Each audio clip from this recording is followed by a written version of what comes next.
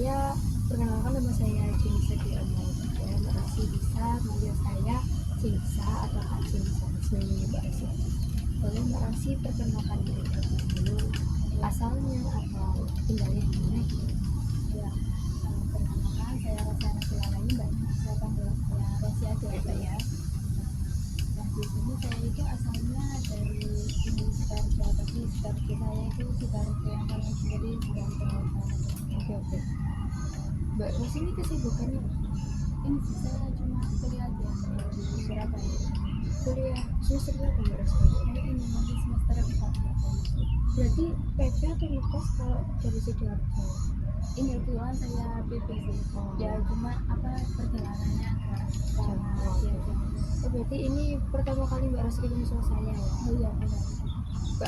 Mbak Rosi udah pernah konseling sebelumnya atau Ini Mbak baru pertama kali ini. baru membuat janji pertama kali saja? Nah, saya bantu jelaskan terlebih dahulu ya untuk konseling. Nah, di sini Mbak Rosi itu ada waktu sebebas mungkin Mbak Rosi mau bercerita kepada saya.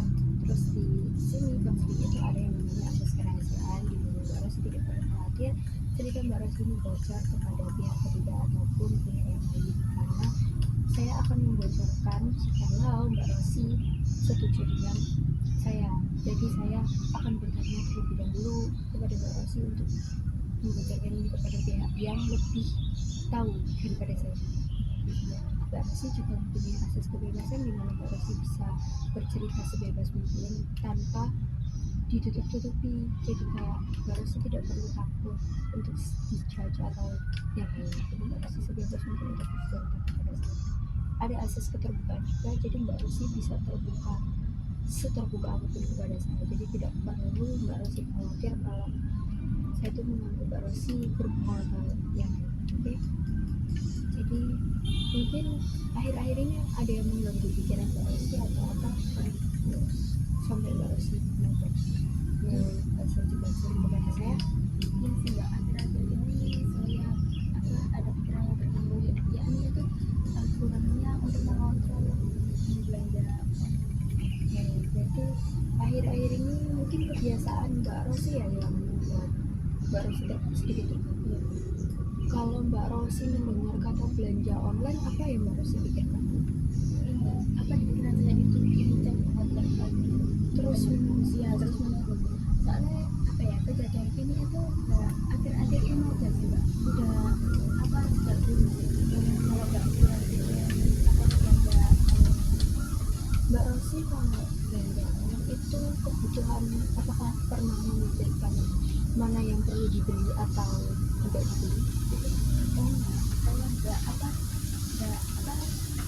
Saya nggak memikirkan kebutuhan yang penting langsung saya check out itu enggak. Jadi kalau itu bagus, saya tertarik, meskipun itu ujung-ujungnya nggak ada gunanya, itu pun saya check out enggak. Iya, soalnya saya itu nggak peduli dengan harga barang tersebut. Baik, jadi seumpama Mbak Rosi tahu barang itu menurut Mbak Rosi bagus, itu Mbak Rosi langsung beli gitu ya. Oke, saya mau tanya, apa perasaan Mbak Rosi setelah membeli barang kamu itu? Kalau perasaan di awal setelah barang datang itu saya merasa senang ya Mbak ya. Soalnya barang-barang yang saya pilih itu yang tertarik ke saya, belinya yang saya check out ya, tapi ada rasa kecewanya. Ya kecewanya itu tadi karena barang yang saya beli itu kadang nggak ada gunanya gitu. Berarti Mbak Rosi ini kayak pengen selalu beli barang tersebut, terus habis itu setelah barang itu sampai Mbak Rosi menggunakannya, terus habis itu Mbak Rosi bosan gitu ya. Seumpamanya Mbak Rosi itu tidak melakukan check out, itu apa yang Mbak Rosi rasakan? Saya sih masih kepingin aja, enggak kurang rasa kesenangan gitu loh Mbak. Soalnya kan saya kalau barangnya udah datang itu saya senang banget buat unboxing gitu. Makanya kalau saya nggak check out, perasaan saya itu kurang senang, terus masih scroll lihat gitu. Selalu kalau semua ada notifikasi diskon itu Mbak Rosi langsung buka. aplikasi itu ya. Iya. Oke, baik. Apa ada hal-hal yang lain yang kayak dampak dari barang-barang dampak dari Mbak Rosi cepat barang-barang ini tuh Ada sih Mbak ya, dengan saya terus-terusan untuk apa saya itu pernah kayak mendesak dan nggak ada uang gitu, akhirnya saya itu pakai sepele. oh iya, seperti aplikasi yang meranahnya ke pinjaman online Iya, gitu ya. meskipun saya sukanya apa Check check out. out. Terus habis itu gimana kalau seumpama kan Mbak Rosi ini PP ya, pasti manajemen keuangan bulanannya itu bagaimana Mbak Rosi? Nah itu pun terbatas kan Mbak ya, kalau dikasih data itu saya kan mahasiswa. Nah itu kan juga banyak kebutuhan, jadinya kalau kebutuhan belanja itu ya itu tadi, nanti dampaknya kalau saya nggak ada uang saya udah habis, ya itu tadi saya Pakai SPL ya pakai SP letter gitu ya. Terus untuk cara membayar SPL itu gimana Mbak Rosi? Nah itu saya itu kalau tergantung ya Mbak, kalau ada uang itu saya ini bayarnya bulan depan, tapi kalau nggak ada uang itu saya nyicil selama 12 bulan gitu. Meskipun itu saya tahu udah nggak ada uang, tapi saya tetap pengen selagi belanja, limitnya belum ya habis. belum habis saya belanja. Oke gitu.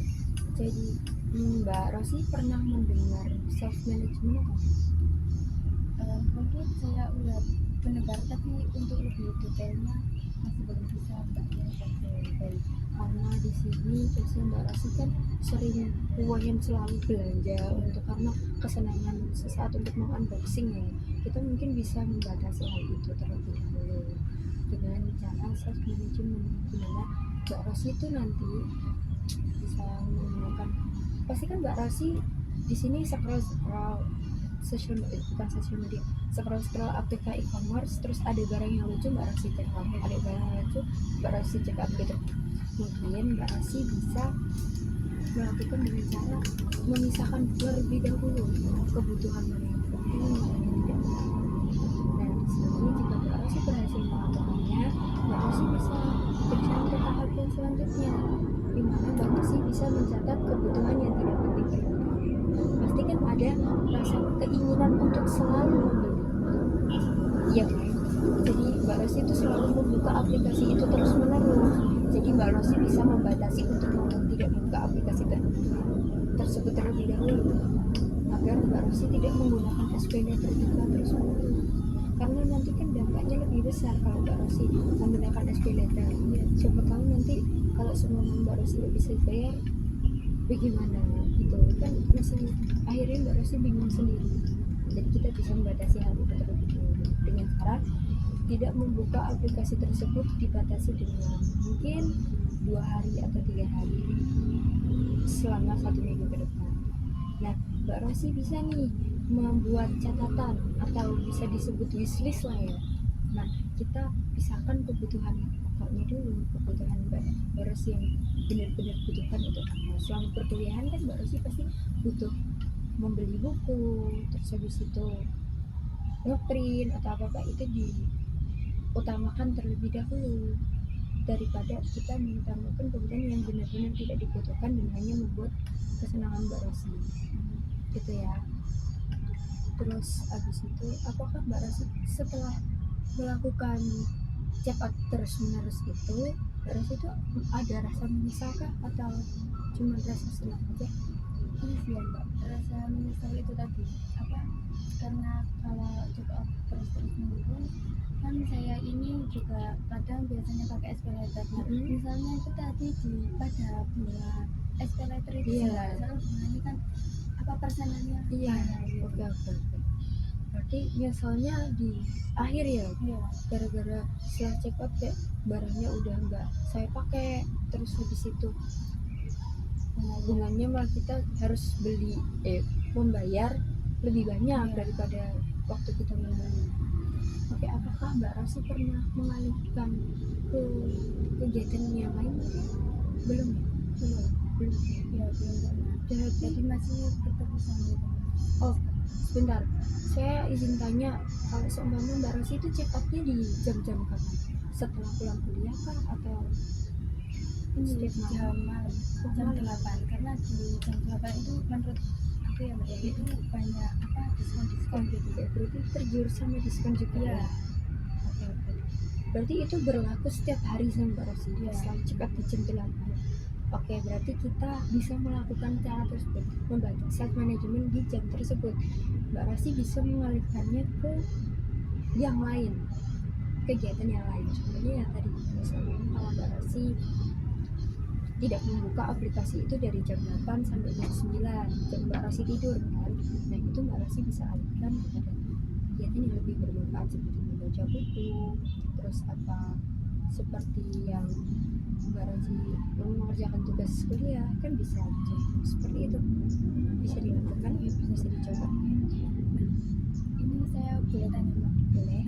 Misal kalau saya kan di aplikasi sekarang itu bisa ada yang di pengaturannya itu membatasi, jadi kalau Ya, itu apa sih? ya time management ya. Ya kan kalau apa 3 jam kalau udah dibuka terus habis itu habis 3 jam wis nggak dibuka, menurut Mbaknya itu efektif nggak kalau buat saya yang bekerja? Kemungkinan kalau seumpama Mbak Rosi selalu check out di jam 8 malam, itu Mbak Rosi bisa coba terlebih dahulu time management di aplikasinya itu, karena kan belum dicoba sama Mbak Rosi sendiri. Mungkin bisa diterapkan selama 5 hari ke depan atau seminggu ke depan, bisa dicoba terlebih dahulu untuk self managementnya itu. Nanti Mbak Rosi bisa menghubungi saya kembali juga untuk menceritakan terkait kedepannya itu Mbak Rosi kemajuannya seperti apa gitu. Jadi selain memisahkan kebutuhan pokok atau kebutuhan yang terlalu penting atau nggak penting, Mbak Rosi juga bisa self management di aplikasinya tersebut untuk mengalihkan ke yang lain, kayak melakukan hal yang lain gitu, kegiatan yang lain lah intinya. Nah, yang pertama mungkin di sini Mbak Rosi bisa tahu dari yang saya bicarakan tadi ya, time managementnya di aplikasi tersebut tidak dibuka dari jam 8 malam sampai jam 10 malam waktu Mbak Rosi tidur. Mungkin hal tersebut kan dari siang pagi sampai siang mungkin Mbak Rosi ada kelas, sore juga Mbak Rosi mungkin membantu orang tuanya apa-apa, dan baru istirahat kan malamnya. Nah, malam itu Mbak Rosi bisa gunakan untuk membaca buku atau mengerjakan tugas kuliah yang belum terselesaikan, karena itu bisa mengalihkan pikiran Mbak Rosi dari belanja online tersebut. Jadi kayak tidak berpikir untuk terus membuka aplikasi tersebut. Nah, akhirnya kan setelah Mbak Rosi mengerjakan tugas dan selesai itu kan Mbak Rosi pasti capek dan mengantuk. Mbak Rosi bisa langsung tidur tanpa harus membuka aplikasi tersebut. Seperti itu. Nah, yang kedua, Mbak Rosi ini kan pasti mungkin kebiasaan Mbak Rosi tidak hanya di belanja online saja. Mungkin karena kalau Mbak Rosi belanja ke supermarket, pasti kalau ada barang lucu Mbak Rosi pasti ada keinginan untuk membeli kan. Itu bisa dipisahkan. Apakah barang ini penting untuk saya ke depannya atau cuma sesaat untuk membuat saya bahagia aja, gitu ya. Nah, jadi kita harus menentukan kebutuhan pokok terlebih dahulu Mbak Rosi. Kita bisa membuat list-listan gitu, kayak list kalau Mbak Rosi butuh ini atau apa gitu, bisa di wishlist lah intinya. Pernah dengar kata wishlist ya? Mbak Rosi bisa membuat wishlist di buku, kalau saya memerlukan ini, memerlukan ini, memerlukan ini kebutuhan pokok. Jadi Mbak Rosi bisa spend uang di sini terlebih dahulu, baru Mbak Rosi ke barang yang memang Mbak Rosi inginkan, bukan kebutuhan pokok. Kebutuhan pokok itu pasti perlu, bukan Mbak Rosi inginkan, pasti diperlukan. Contoh kayak seperti Mbak Rosi makan, untuk membeli makanan, terus habis itu Mbak Rosi memerlukan buku untuk kuliah, terus Mbak Rosi membutuhkan alat tulis untuk kuliah, itu pasti kebutuhan Mbak Rosi. Tapi yang keinginan Mbak Rosi ini kan pasti ada beberapa keinginan Mbak Rosi. Aku ingin beli sepatu, aku ingin beli tas, ingin beli baju, itu kebutuhan yang Mbak Rosi inginkan. Jadi Mbak Rosi bisa memisahkan tersebut di wishlist Mbak Rosi, dan pastinya keinginan untuk membeli itu di manajemen, di mana Mbak Rosi kalau sudah punya uang baru membeli itu. Jadi jikalau ada sisa uang dari kebutuhan pokok Mbak Rosi bisa tabung untuk membeli wishlist Mbak Rosi tersebut. Seperti itu. Dan itu bisa terbanyak, bisa saya ini ya terapkan, saya lakukan. Tapi saya nggak punya kayak boros-boros sampai asli itu mah kan kalau Bisa kayak letter ya. kan timbulnya nanti ke pinjol gitu. mungkin Mbak Rosi nanti bisa setelah melunasi semua SP letternya, Mbak Rosi bisa menutup aplikasi tersebut ya, bisa kayak menutup akun Spotify letternya agar supaya tidak mengulangi kebiasaan Mbak Rosi yang sering check out gitu ya. Mungkin juga pengaruhnya dari Spotify letter tersebut ya kan. Nah itu juga pasti bakalan merugikan Mbak Rosi sendiri. Mbak Rosi sudah merasakan kerugian tersebut ya. Iya, Sudah kasihan kan Mbak. Iya. Jadi mungkin kedepannya Mbak Rosi bisa menerapkan dua hal tersebut ya untuk self management tersebut. Yang pertama Mbak Rosi bisa mematikan terlebih dahulu atau time management aplikasinya. Terus yang kedua Mbak Rosi bisa membuat rules di ini. Kita tidak usah mencoba terlalu bertahap, kita bisa mencoba selama bertahap. Mbak Rosi nggak harus melakukannya selama sebulan penuh. Jadi Mbak Rosi bisa mencobanya selama seminggu dulu. Terus kalau seminggu berhasil, Mbak Rosi bisa menambah waktunya lagi selama 2 minggu, dan itu dilakukan secara bertahap saja. Jika Mbak Rosi memang ada keinginan untuk men-check out atau membeli, itu pastikan terlebih dahulu Mbak Rosi sudah memenuhi kebutuhan pokok Mbak Rosi terlebih dahulu. Perlu diingat terlebih dahulu. Jadi Mbak Rosi bikin catatan, seumpama kebutuhan pokok sudah tersentuh semua dan masih ada sisa uang, Mbak Rosi bisa membeli wishlist Mbak Rosi. Mbak Rosi mau tadi sudah Mbak Rosi beli. Bagaimana perasaan Mbak Rosi setelah Dari saya setelah lebih terkadang berarah buat kedepannya sih. Jadi terima kasih udah ngasih banyak untuk harus memilah terlebih dahulu mana yang kebutuhan penting, mana yang nggak seharusnya untuk. Jadi Mbak Rosi, ini mungkin saya ada kayak satu tugas untuk Mbak Rosi. Setelah Mbak Rosi menerapkan hal yang saya kasih tadi, Mbak Rosi bisa melaporkan sama saya selama seminggu perkembangannya seperti apa.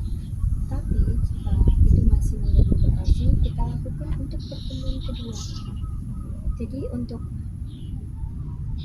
laporan kepada saya, untuk melapor kepada saya ke perkembangan Mbak Rosi selama seminggu ke depan itu bisa lewat WhatsApp.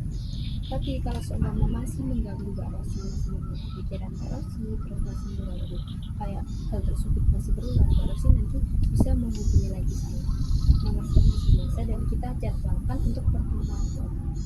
Ya, mungkin apakah ada yang mengganggu pikiran Mbak Rosi lagi atau ada yang mau ditanyakan sama Mbak Rosi? Ini udah saya pakai saja, mungkin bisa kedepannya saya terapkan dari mbaknya itu lagi biar saya nggak kebablasan terus harus mencoba.